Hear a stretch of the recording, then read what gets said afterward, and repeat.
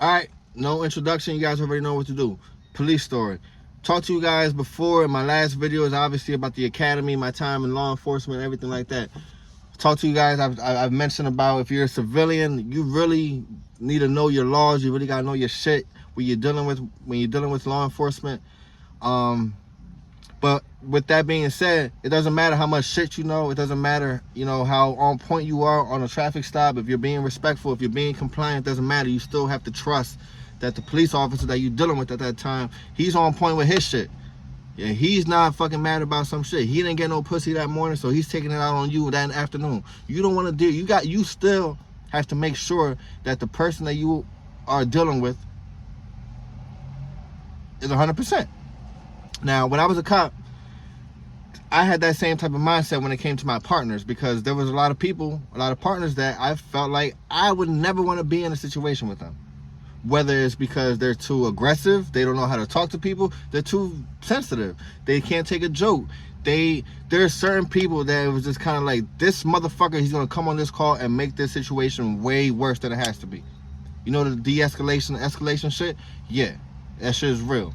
There's some people that I've said before, they have no business being in law enforcement. They have never gotten to a verbal altercation with a minority, with a black male, Hispanic male in their life up until they got into law enforcement. So when you get a white kid from the suburbs, and it goes both ways. You get black people who they don't know how to deal with white people. It goes both ways, but you get a white kid from the suburbs, he's 18, 19 years old, and you're going to put him in Camden, you're going to put him in Atlantic City, you're going to put him in these all-black, crime-ridden towns, and they really don't know how to really maneuver it like that because they're so stuck on the academy shit. So the second that they get told, yeah, you're a fucking bitch, you're a lame-ass cop, like the minute you start, it's like, oh my God. You got to know how to deal with that type of shit. So there were guys like that. There was people that I just did not like working. I didn't want to work with, whether I liked them or not. It was just kind of like, you're gonna make my job that more stressful, or I gotta do more work. I gotta do your work and my. So I got two stories, two examples of types of police officers. So the first story I'm gonna tell you guys, there was this. We had a detail, 1700 block on Atlantic Avenue, right across from the Atlantic City bus terminal. Popeyes right there in the corner, got the corner store. You already know. If you guys from the area, 1700 block Atlantic Avenue. A lot of crime, a lot of drugs, a lot of bullshit over there. So we would have a detail where our sergeant would have us stand on the block, make the block visible, stay on the block, keep the traffic moving. Don't have nobody standing in front of the stores. Don't have nobody trying to make no sales. No cars parked out, double parking. Keep the motherfuckers moving. I'm like, all right, fine, that's no problem. I've done that detail before. I'm familiar with the area, with the people, so no biggie. So extra money, extra overtime, whatever. Now, the guy I was working with at this time, I was cool with him. We worked together a bunch of times. We joked around. We had no issue with him. But the only problem I had with him was I felt like he was a little more sensitive with certain shit. So when he became sensitive with certain things, it would come off like, I'm going to be sensitive with certain things, and there's certain things that I'm not going to take like that. I'm not going to take certain bullshit in comparison to other people. So me and him, we're standing on the block, just standing around bullshitting, talking. Two young kids walk by us, maybe early 20s, 20, 21, 22, something like that. And we deal with them all the time. Like I said, we're familiar with everybody on that block, on that street, that whole area. We know who the fuck they were. Kids walk by us. My partner's to my left, so they are looking at him first before they get to me.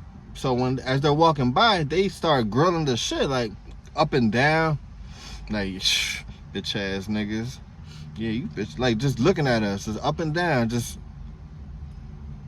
So I'm looking right back at them too, like what the fuck? What y'all looking at? What are y'all looking at? What? They keep moving, that they keep walking. Bitch ass fucking cops, bitch ass niggas. Yeah, you niggas is pussy. You not doing shit, bitch ass. But they keep walking. So that I'm saying like, all right, well, come back then. At this point now, they're like 20 feet away from me. So I'm like, come back. You was walking here. You wasn't saying shit. Just looking. Come back and say that shit. My partner's right next to me. Now, and again, before I continue, it wasn't a situation where I was gonna allow it to fucking go crazy, or I wasn't about to go fight these kids. I know how to talk to people. I know how to deal with it. But it was just kind of like, all right, come on. You got that energy? Bring that shit right back over here. I'm not gonna fight you. I'm not gonna get mad. But come do that shit over here. And they obviously didn't. So my partner, he's like, yo, man, yo, chill, bro, chill. And I look at him. I'm like, nigga, what? What are you talking about? Chill. Look, if you want to stand on this block and let these kids look at you and disrespect you and punk you like they just did, you do that on your time or with somebody else. But nah, I'm not gonna be standing out here with you and these motherfuckers pussy ass niggas, and I'm not gonna say nothing. That way they could go back and tell whoever the fuck they be with and be like, man, I just seen bitch ass Rivera on the block. Man, that nigga pussy as hell. He not gonna do. You are not gonna do that with me. You are not gonna do that with me. And again, I'm not no tough guy. I was never a tough guy, a tough cop. I didn't give people hard times with shit. But at the same time, you are going to respect me if I'm going to respect you. If I'm minding my business, there's no reason for anybody to come. Because now you're just drawing attention to yourself. I made a video about this shit way long ago. Go look it out. I talked about what not to do around police officers. A lot of people, they put targets on their back just because they can't help it. They see a cop and it's like, ooh, I want to say something to him. I want to get my 5 minutes of fame. And it's like, my nigga, for what? Now this motherfucker's following you for 10 miles. Now this motherfucker's right now. Every time he's sitting, why do you want that problem? So that was, and I got mad about him. He's like, yo, don't chill, man. I said, man, fuck all that shit, bro. And I swear to God, for like the next 20, 30 minutes, I went on the other side of the block and I just stood on one corner by myself. I didn't even talk to him. Because again, it was like, bro, how you want to deal with people like that, that's fine. But certain things like that, nah, because that's just going to escalate to a bigger situation. It's like, I need to know that if we going to get into some shit, you're going to be ready to get into some shit. I don't got time to be like, yo, man, like man, this motherfucker swinging on me, bro. And you over here talking about, man, come on, man, I don't want to fight, man. Like, man, fuck all that shit, bro. Fuck all that shit. Hey, police brutality, that shit is a real thing. That shit is serious. I'm not condoning it. I'm not supporting it. But at the same time, there are motherfuckers out there that will really try you like that. And you don't got to take it to another level, but you just got to show them, hey, I'm not the one. I'll give you the fair one. You're not going to win that shit, though. Another story I have, I was on the boardwalk, and I was in a patrol vehicle on this night, and it was a slow night, so I think that's probably why they gave us a car. So it was me and my boy. He had his own car. We had two different units. Me and him were two different units, but we were both in the vehicle on the boardwalk. Now, normally a lot of times we would drive side by side on the boardwalk and just talk shit, just and we would mess with people. We'd be on the intercom with the speakers, like just cracking jokes with people, just having a good time. We were being fun police. We wasn't really no asshole cops out there, like. So we're driving, and there's two guys and one female.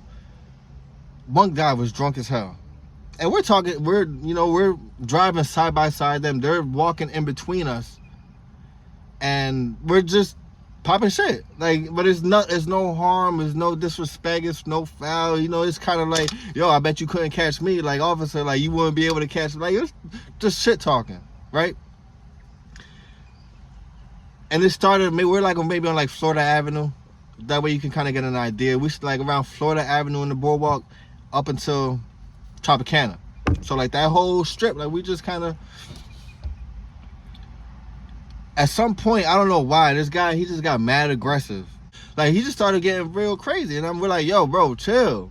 Like, we're not even on that shit right now with you. Like, we fucking joking with you, man. Like calm down.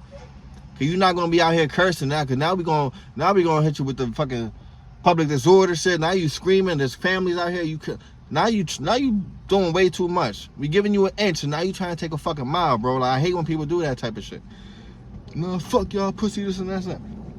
We got to the Tropicana. Right before Tropicana, I forget, he said something, and I was like, you know what, fuck this shit. I put the car in park. I went on the radio. I said, 18, that's dispatch. 18, put me out with 3. I was talking about I had 3 people that had stopped in front of Tropicana. And I also told dispatch, I said, I have another unit with me, which was my boy. That way they knew not to send somebody else that was going to come over here and try to fuck up the situation. Because I'm like, All right, now this guy's pissing me off. Now I'm just kind of like, all right, you know what? And my partner who was already riding with us, he knows what to expect and what's been going on. So it wasn't like if I was by myself, I would call it out on the radio. Hey, I got 3 people here in front of Tropicana.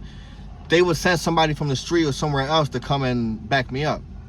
And 9 times out of 10, it'll probably be somebody I didn't like, or they would try to take over the car or take over the situation. So I was like, I got somebody here with me. Put me out. We straight.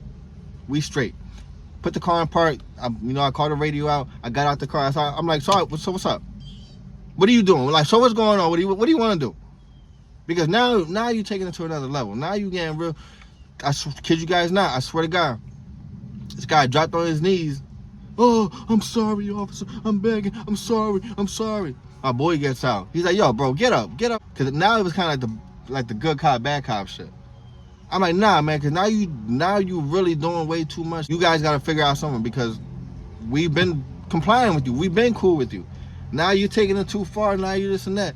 And that's the thing about that. It's kind of like, one, you get people who they just love fucking with police until they get police attention, and then 2, it's good to have a partner that you could kind of like have that non-verbal communication with, because after I called it out on the radio, I could just look at my boy and be like, yeah, nigga, like, yeah, it's about to, yeah, it's one of those calls, man, because he's bullshitting. After I say that, my boy would get on the radio like, yeah, I'm out here on this call, don't worry about it, because he knows, he could understand. I got mad love for that dude, because it's like, it's easy to kind of like just give somebody a look, or have a partner that you can have that relationship with, where it's kind of like, you know what you're getting into, and you know what the possible outcome is going to be, but you guys work off each other. It's like any job, any relationship, like you guys. But if you have a partner who thinks one way all the time, and one way, and you got somebody else who thinks the other way, and there's no, like, there's no teamwork. It's no teamwork. It's just kind of like, you got to be real careful. And one big thing about partners, you're going to hear in the academy, you don't got to worry about the streets. Like, if you're a police officer, if you're trying to become a police officer, you don't got to worry about the streets killing you or setting you up. Don't get me wrong. Obviously, we all know that's a real danger. But you got to worry about your partners. You got to worry about the people that you calling for backup when you're on a call calling for backup, and maybe you got into an argument with the popular guy, or the guy who has all the juice and shit like that, and all his friends are on they're on call too, and you're calling for backup. You think they're going to really hurry up to back you up? There's a lot of dirty ass shit out there that takes place on that job, man. So be careful. Show some love to the channel. Catch you on the next one. Peace.